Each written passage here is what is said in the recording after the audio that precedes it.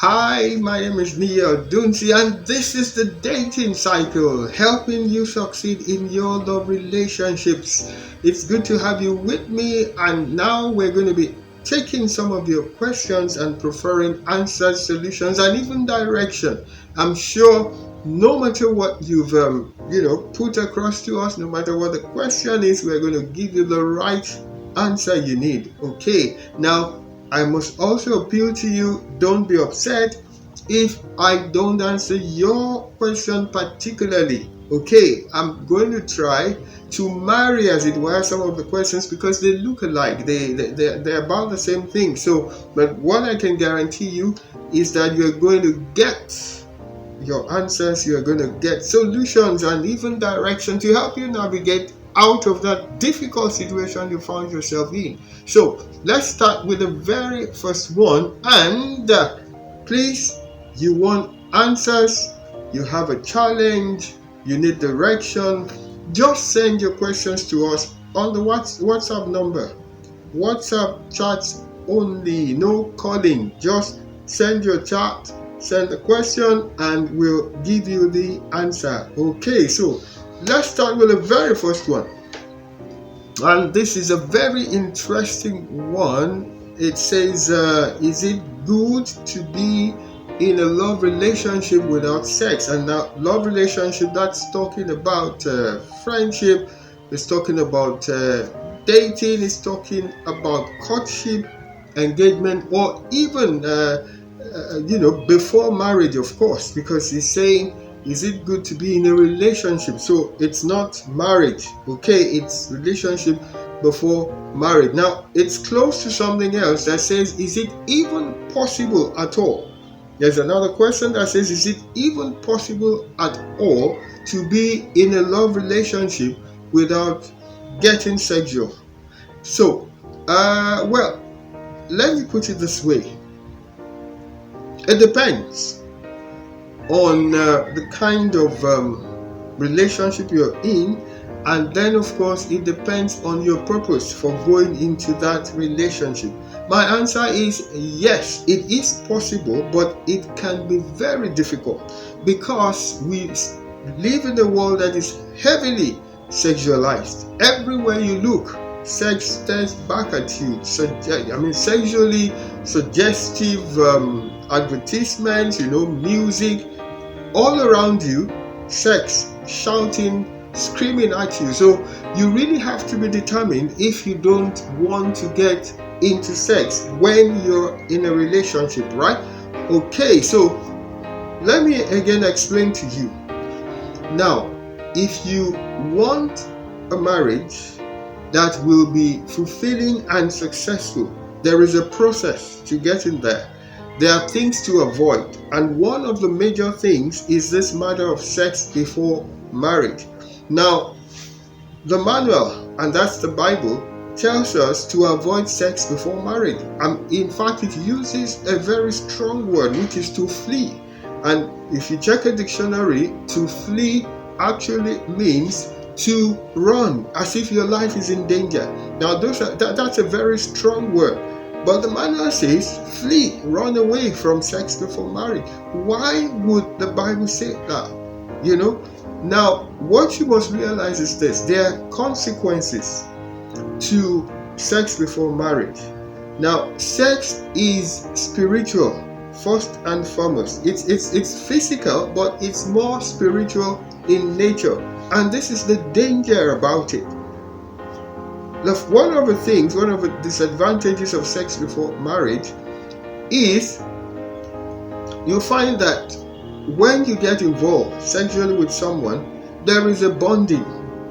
Now, scientists tell us that during sex, some chemicals, hormones are released: oxytocin, vasopressin, and endorphins. Now, these are chemicals that bond. This is why in a good marriage, when people have sex, they tend to bond together. The more they have sex, the more bonded they are in.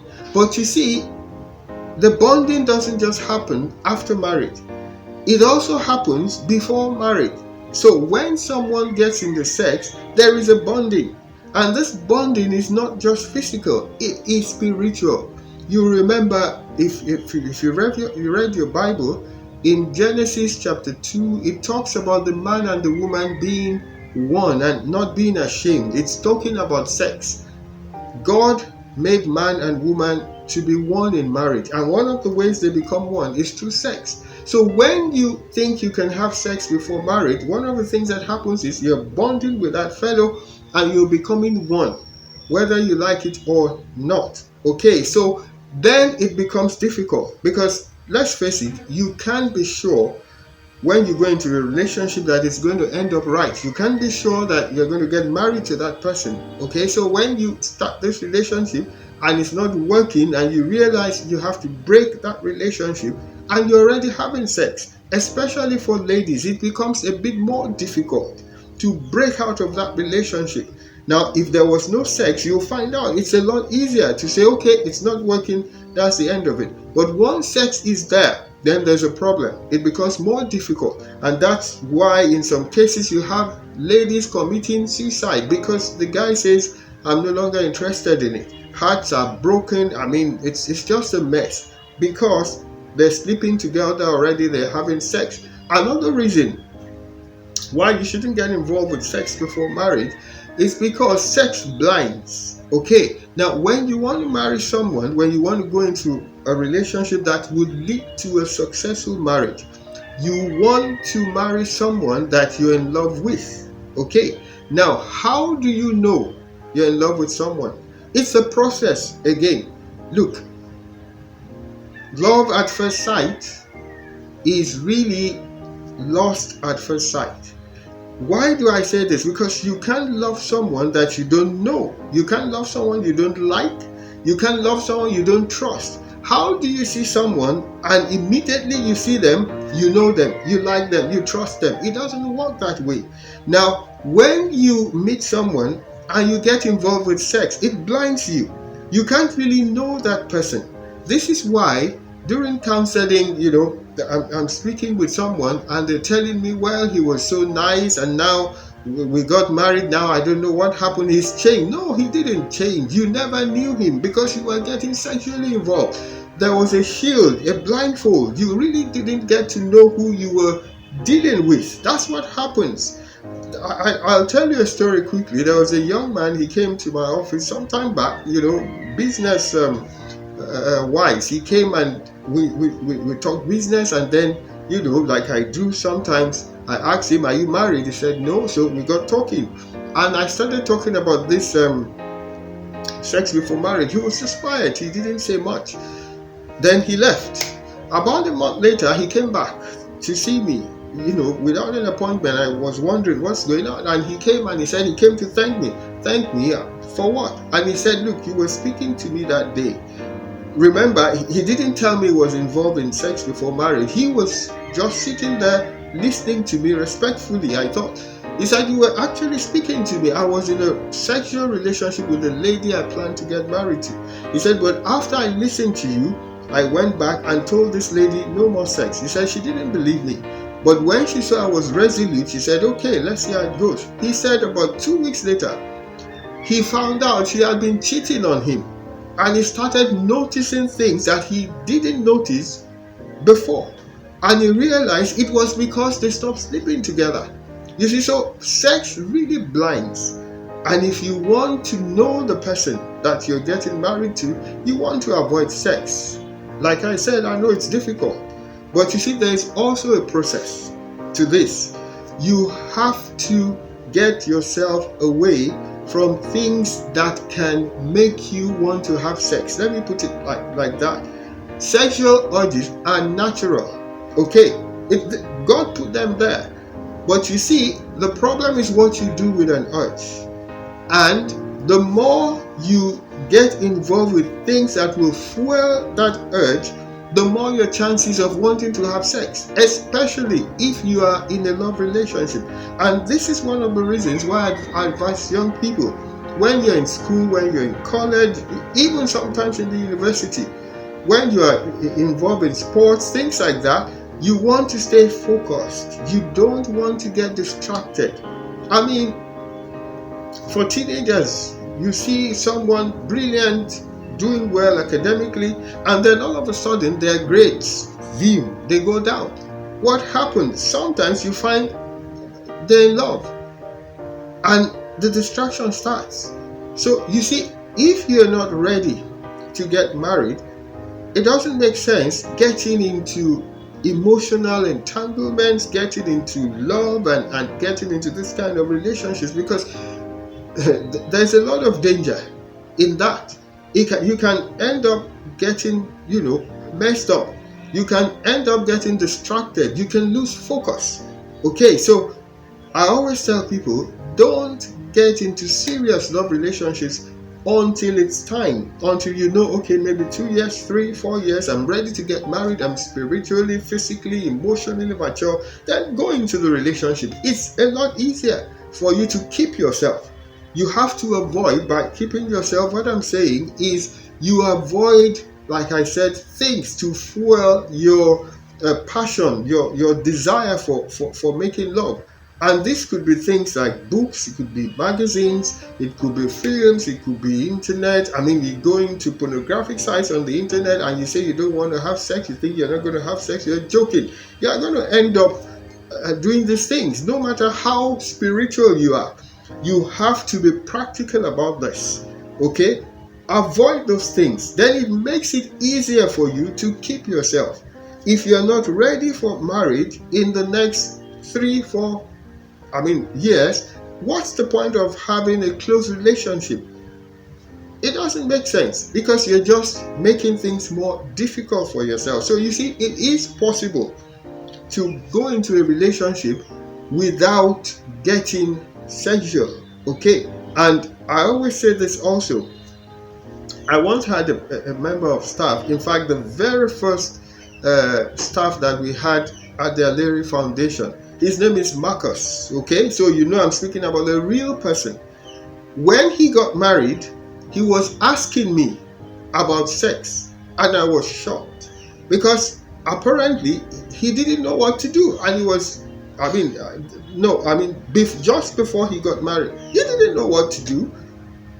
And then I got more details from him, and I found out he attended a church where at that time the television was seen as a devil's box. This guy was not watching TV. This guy was not reading any funny magazines or books. This guy, internet, forget it. So he didn't have any friends that could have influenced him.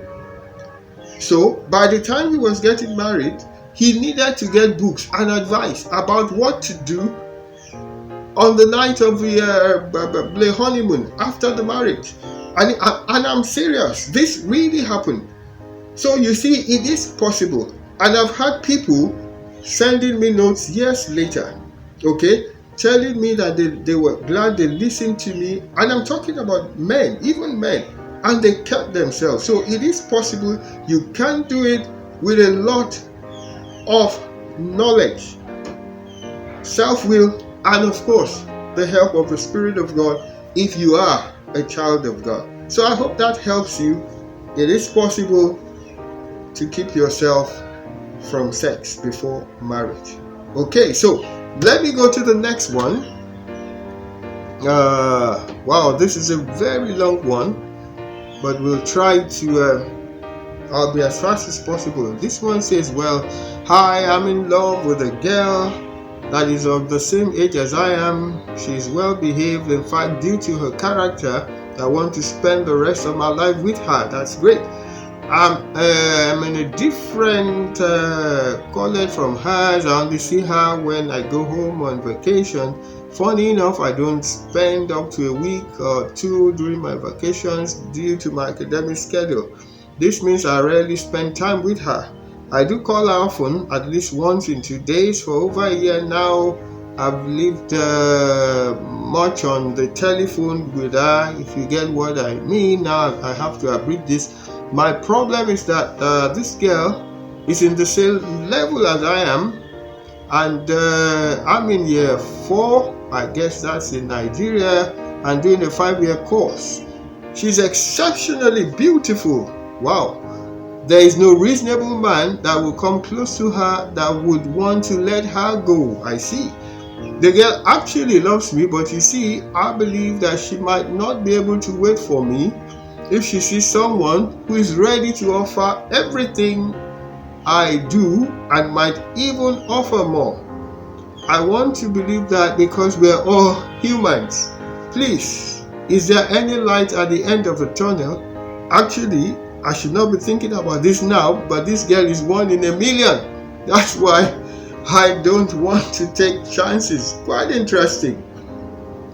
Quite interesting. So she's involved. She has a girlfriend. He's in year 4. She's in year 4, so she's going to graduate before him. Now, there's this fear that is expressing here that if she were to meet someone, because she's leaving school before him, then she might not wait. But he says the girl loves him. So I really wonder, if she loves you, why are you afraid that she might go off with someone else who you said might be able to offer more than what you're offering her? Well, look, my advice to you is don't be in a hurry when it comes to marriage, okay? When you get involved with someone and it doesn't work out, my God, you should be grateful. Because I always say to people, it's easier and better to break off a relationship before marriage than after marriage. If she goes off with someone else, that means she was never meant for you. You see, when we're talking about love, it's not just a flash in the pan. It's not just attraction, okay? It's not just sensual love. It's not just friendship love. We're talking about love that is sacrificial. If you understand what I mean. I mean, someone that genuinely loves you will not go off with someone else who can offer something better. What this suggests is that your relationship is based on what you can offer her. And of course, if that's the case, then you've lost it. You've lost her, because she's always going to be able to find someone who can offer something better than what you're offering her. This is what we call reactionary love. Her love for you is based on what you are offering her. And obviously, your love for her is based on her beauty. You've said it so many times. It's not wrong to marry someone beautiful. My wife is very beautiful. But what I'm trying to let you know is that don't be afraid. Once there's fear, I can almost guarantee it's going to happen. You have to be confident. You have to be yourself. You have to get to know this lady. You have to be sure she's the right person for you. If you think she's the right person and she doesn't think you are the right person, then there's no match. So you let her go. It's not a problem. You'll meet someone else. I guarantee you'll meet someone else, and that will be something that is much better for you than to get involved with someone who you're not sure would wait for you. And I'll tell you, if you're already afraid that she might find someone else, getting married won't stop that. You'll always be afraid that if she meets someone else, she would leave you. Married people leave each other, they get divorced. You see what I mean? So please don't think your life is going to go down the drain if she goes away. It's a free world. Let her go if she wants to go. You'll meet someone else. You'll meet someone else who won't leave you no matter what happens. Okay, so I hope I was quick enough with that. Then let's go to the next one. Let's see now. Okay, this one says, I have a big question to ask, and to be candid, I'm not really free asking anybody this. Well, thank God you're asking us. I was wondering if a man can get a wife when he is not good in bed. Wow. Knowing fully well that the average girl will not want him. Wow. Aha. So this gentleman says he's not good in bed, and then he's wondering, will any girl want him? So first thing is this. Obviously you're involved in sex before marriage, okay? And I'm not judging you from what I'm saying this from what you said. You are involved in sex before marriage, okay? Because that's how Maybe you've had sex with a girl, and she didn't like it. She was disappointed. That's why you're concluding you're not good in bed. Now you're thinking, well, am I going to be able to find anyone to agree to marry you? Maybe you wanted to get married to her, and because she said you're not good in bed, then she's left you. So now you're wondering, will I ever find someone to take me as I am? Well, let me tell you this. Like I said I think the first question, sex before marriage is not the best thing. In fact, it's going against the manual. Okay? What I often ask people is this: how do you know who is good in bed or who is not good in bed unless they've been involved in sex? Okay, now let me be even more blunt. Have you ever been to a naming ceremony? You saw a baby, a child that's just been born, a lady, that's a boy or a girl, and you're looking at them and people are saying, wow, this boy is going to be good in bed, or this girl is going to be good in bed. It's not possible. Anyone that is good in bed, in quotes, learned to be good in bed through knowledge and experience. Now, so no matter how you look at it, whether before or after marriage, to get good in bed, you're going to have to get knowledge. You're going to have to practice it. Okay? Practice the knowledge that you're getting. Now, the point is this: what advantages do you have getting the knowledge and the experience before marriage? Does it make you a better lover in marriage? I don't think so. Research has shown people have the best sex in marriage. Do you know why? Because there are no guilt feelings. There's no fear of the party running away. There's no pressure on you to perform. There's understanding, deeper understanding. When you make love as a married person, it's just the two of you. Okay? Now, you have the liberty to discover each other. You know, neither of you is going anywhere. So you can be patient.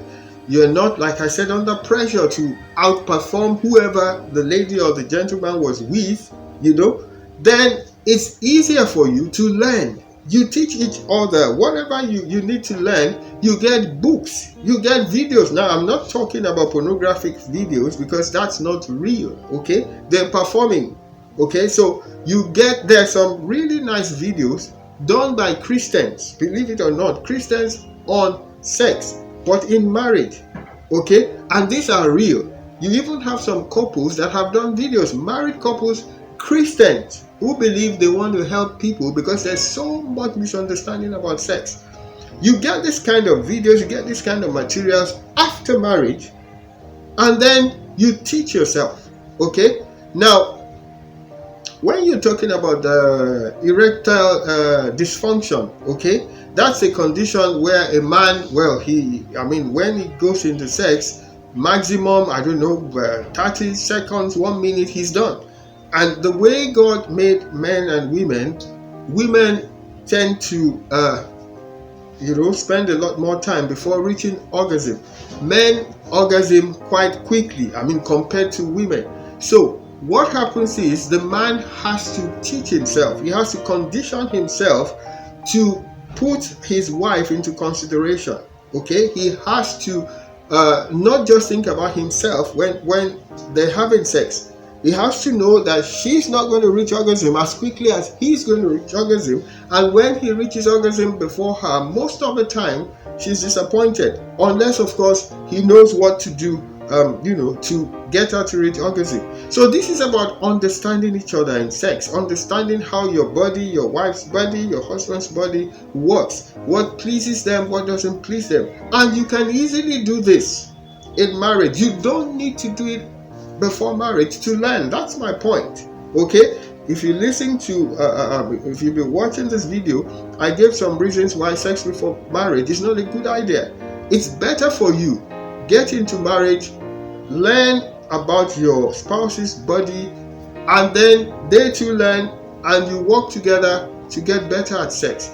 Maybe erectile dysfunction, some people because of medical conditions, yes, they may need treatment, okay, but most people don't need treatment. They just need a patient spouse, okay? They walk through it and they get better at it. Sometimes it's even psychological.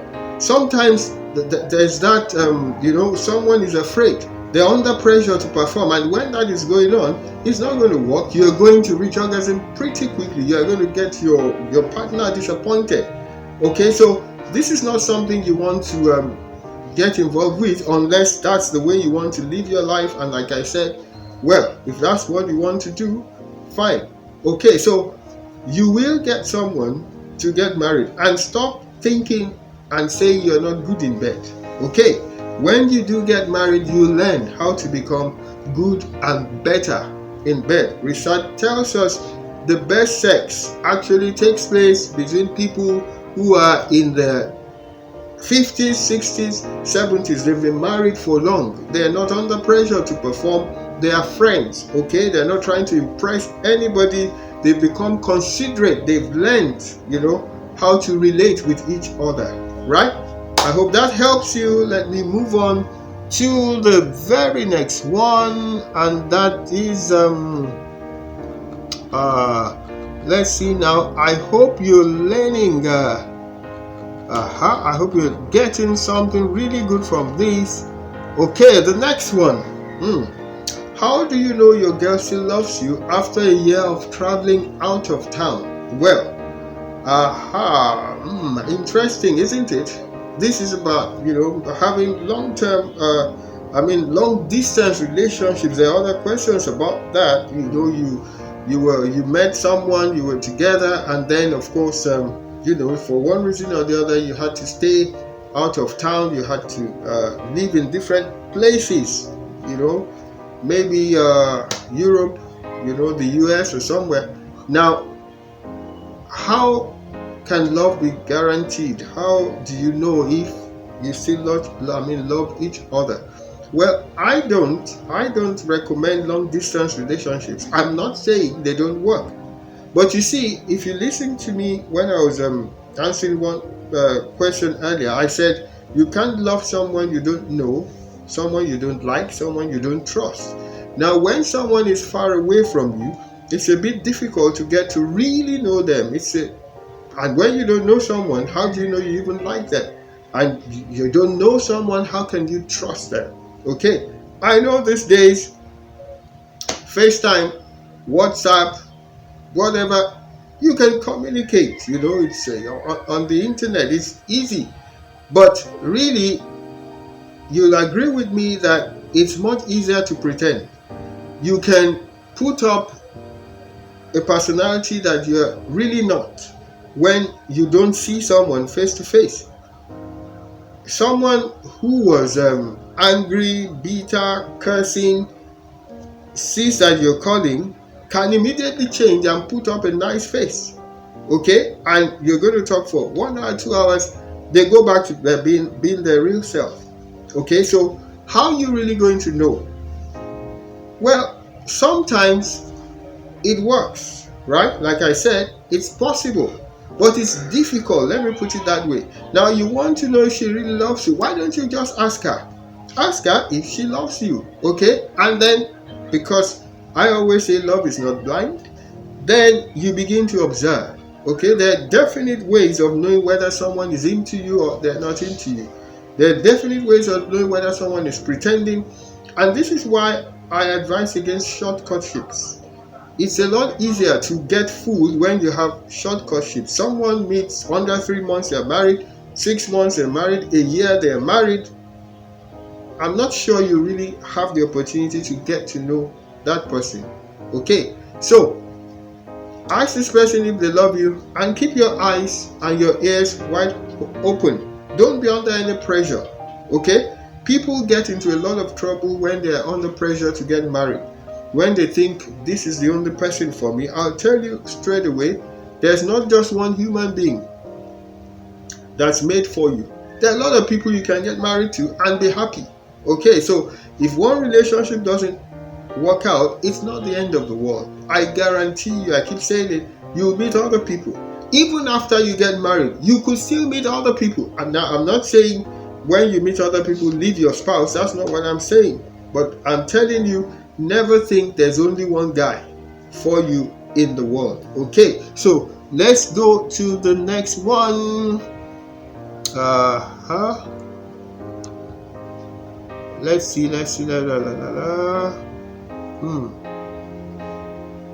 Great.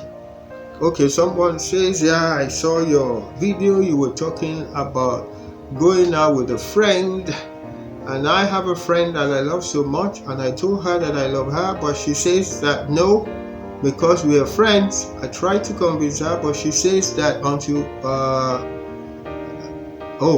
this is interesting. The girl actually said she wouldn't say yes until they come to chat with me. Well, that's interesting. You want to have a chat? Please, you're welcome. Just let's have an appointment and you can come. But to what you were saying, I recall I was explaining, and this has to do with the dating cycles. Sometimes you wonder why the dating cycle.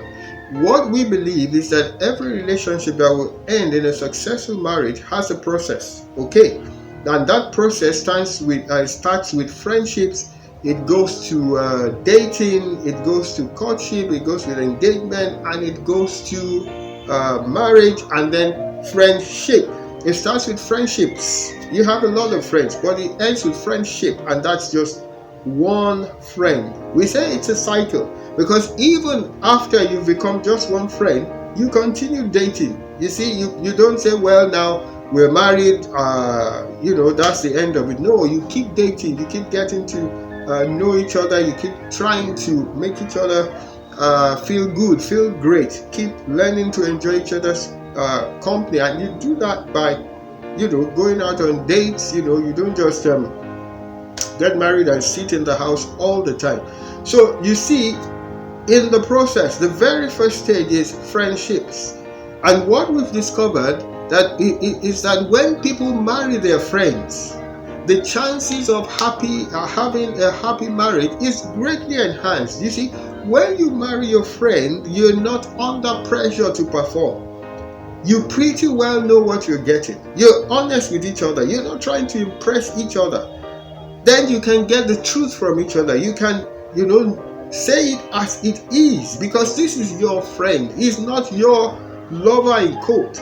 I always say to people, imagine you're a lady and you're at home, and let's say 6:30 a.m. Someone wakes you up and you're told you have someone who wants to see you. It's quite early.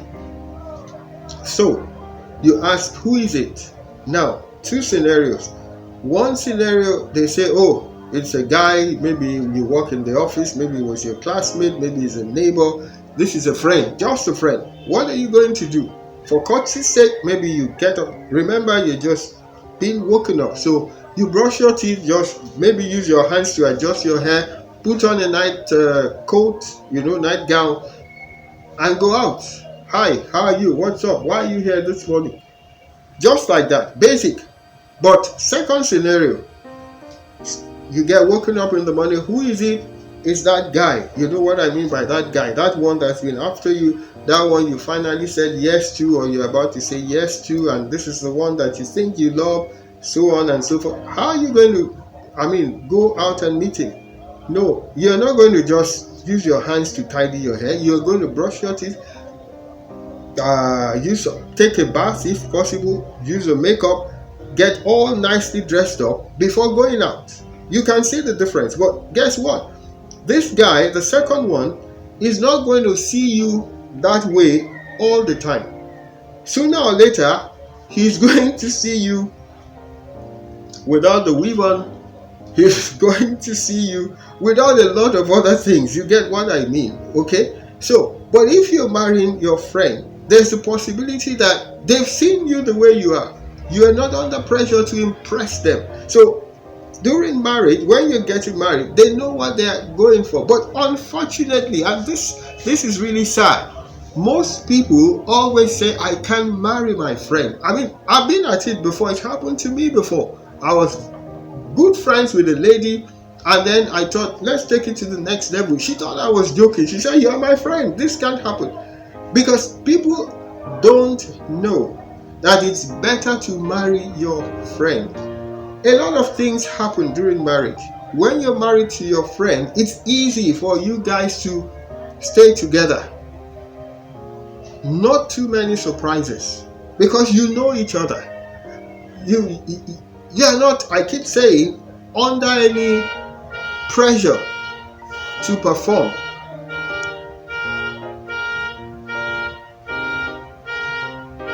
Cut it now, you want to keep talking. So you're not under pressure, you're yourself. And if the relationship doesn't work out, fine. I mean, this is your friend, you can still remain friends. Many people have abandoned, they have damaged what could be a long-standing, friendly, mutually beneficial relationship because they decided to go into the romance mode too quickly, too early. If you are just friends and then it doesn't work out, you remain friends. You don't have to, be up in daggers at each other's throat. It didn't work out. You move on. You still remain friends. I still have friends that I met years ago, especially in my university days. We never went out. We were friends. Today they're married, I'm married. We're still very good friends. We respect each other. We would do a lot for each other because we're friends. You see, so you want to come and see me? That's wonderful, come. But you don't have to come because this is what I'm going to tell you. It's better to marry your friend. So when people say, oh, I can't be romantic, I mean, this is my friend, they're making a big mistake, okay? Romance can be deceptive. You can be romantic with anybody. Romance is just getting it right, knowing what the person likes and being able to do it, okay? You can read up on it. You can learn it. So it's not true that you can't become romantic with your friend. If you're talking about sexual attraction, that's another thing entirely. But you see, you can't get married based on sexual attraction alone. There has to be, but you see, again, it's possible to do things and become sexually attractive, but I'm not going to go into that now, okay? So let me see now, just a few more and then we'll be done. But I do hope you're learning a lot from this session. Okay, yeah. The next one, someone says, and this is a lady, is it a good idea to date a guy you know fully well has messed himself around and now claims to be born again and stuff like that? Wow, I wonder. Now this guy has messed himself around. Now he's come to you saying he's born again. So you want to know, is it a good idea to date him? Well, let me explain this. Most of the time, people confuse dating with, being in a love relationship. Like I explained, on the dating cycle, there's a process, okay? It's like a train with stations. That train takes up friendship station, goes to the dating station, leaves the dating station to the courtship station, from the courtship station to the engagement station to the marriage station, and from marriage station it ends up at the friendship station. Okay, so but from friendship then it goes to dating, not friendships but friendship now after marriage, because like I said, that spouse becomes your best friend. You drop all other best friends in quote. Okay, now what you're talking about is dating, but I'm guessing you're really talking about, is it good to be in a serious love relationship with someone who you know has messed himself around, now says he's born again? Well, I'll say it depends. If you are going to go through that process, remember, the reason why you go through this progression, starting from friendships and going to dating and courtship, is because you really want to get to know that fellow. Okay, it's not something that is going to happen so quickly. You have to give it time. So if this guy is not born again, and I'm assuming you are, then you definitely will know. Okay, so I wouldn't say, well, he's messed himself around, don't give him a chance. If he says he's born again, if he's really born again, then he's a new creature. He's a new creature, okay, a new creation. So he's not going to be behaving the way he used to behave, okay? He's going to be a different person. So if he is a different person, then it would be wrong to judge him based on his past. But there are no hard and fast rules here. If you can't handle it, you just can't handle it. Nobody can force you to say, well, because you're a Christian, you must not judge him by his past. You must, no, this is your life, okay? So if you're comfortable with giving him a chance, then by all means, go ahead. If you're a Christian yourself, you're prayerful and your eyes are wide open, you'll know whether he's truly born again or not. And if he's not born again, then you have no business, being in a love relationship with him. So I hope that helps you. Running along now. Let's see. Okay, the next one is close to that. It just says, this guy I'm going out with, but I can't trust him because he's unfaithful. Well, this is not a question. You can't trust him. He's unfaithful. I'll just say, what are you doing with him? Are you happy being with unfaithful people? And that means maybe he's, having affairs with several people. That's what you mean by he's unfaithful. Well, if you can't stand it, like I said, let him go. You meet other people. You will meet other people. Okay. Now this is what look. You're never going to meet someone who has all the qualities you desire. Okay? It's going to be a matter of degrees, right? So what you do is this. Someone, let's say in percentages, you meet someone who's got 70% of what you want, then you look at the 30%. They're not what you want, but can you live with them? If you can, go ahead. Then you meet someone else. What you really want is 30%.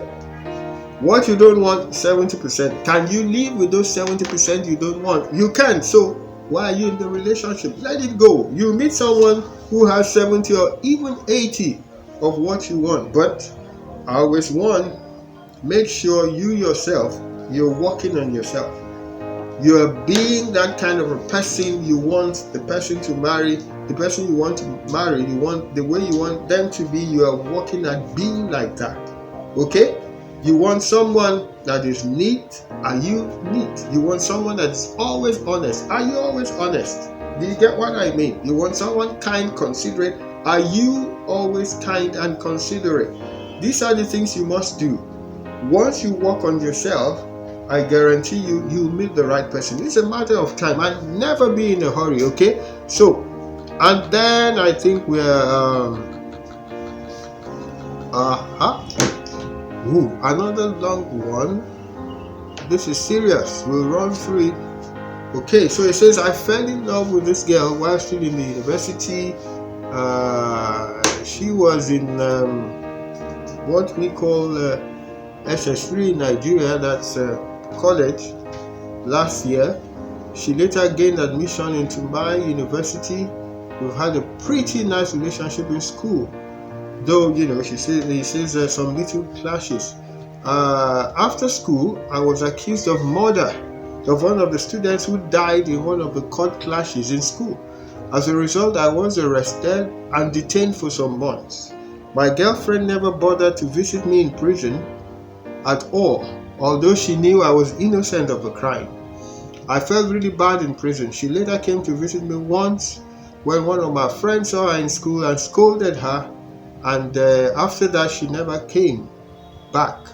I later got released, and some weeks after my release, this same girl came running after me, telling me to forgive her, that she received some threats from the cult brothers of the dead boy that they would deal with her. This was a girl I loved with my whole heart, and she betrayed me. I forgave her, but I don't think I still love her. She always said she will make it up to me.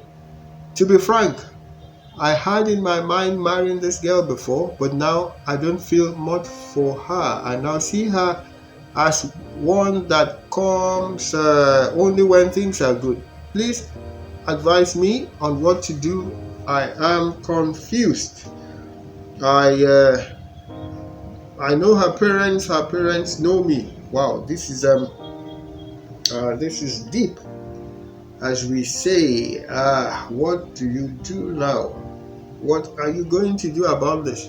Well, I'm guessing you must have known her for some time, because you said she was in college and then came to the university and then you left the university. And you said she knew you were innocent of the crime. But what excuse did she give for not coming? She said the cult boys, the same cult, what is it? This cult group that the boy that was killed belonged to, the other guys threatened her, and that was why she didn't want to be associated with you by coming to see you in prison. Now, if she's telling the truth, well, can you really blame her? If she's really telling the truth. I was in the university. With cultists, I know what they did, and I know what they still do this day. So, if you're getting threats from a cult group in the university, you have to take it serious. Okay, so if this really happened to her, can you really blame her?